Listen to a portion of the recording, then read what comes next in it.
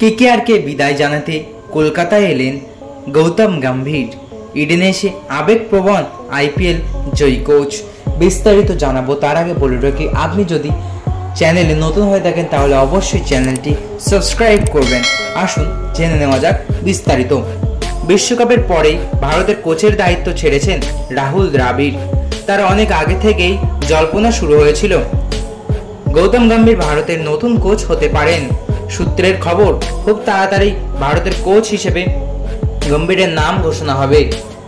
তার আগেই শুক্রবার কেকেআরকে বিদায় দিতে ইডেনে ফেয়ারওয়েল ভিডিও শুট করেন গৌতম গম্ভীর।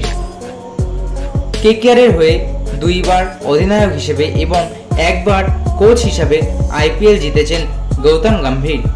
এই মরশুমে প্রথমবার কোচ হয়ে এসেই আইপিএলে কেকেআরের হয়ে ট্রফি জিতিয়েছেন গৌতম গম্ভীর।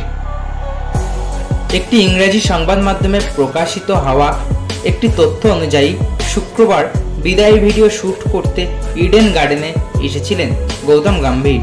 কেকেআরের হয়ে গম্ভীরের যে সাফল্য সেটি তুলে ধরতেই ভিডিওটি শুট করা হয়েছিল বলেই জানা গিয়েছে।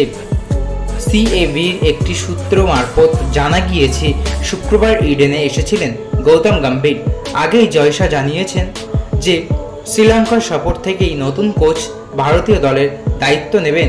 এখন কবে গম্ভীরের নাম ঘোষণা হয় সেটাই দেখার। তো বন্ধুরা, এই ছিল আজকের ভিডিও। আশা করি ভালো লেগেছে। ভালো লাগলে অবশ্যই একটি লাইক করবেন এবং আপনার কি মতামত কমেন্ট বক্সে অবশ্যই জানাবেন।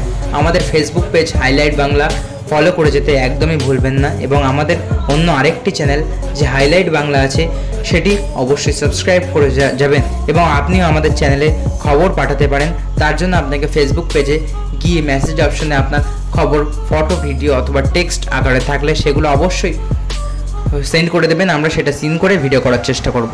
ধন্যবাদ।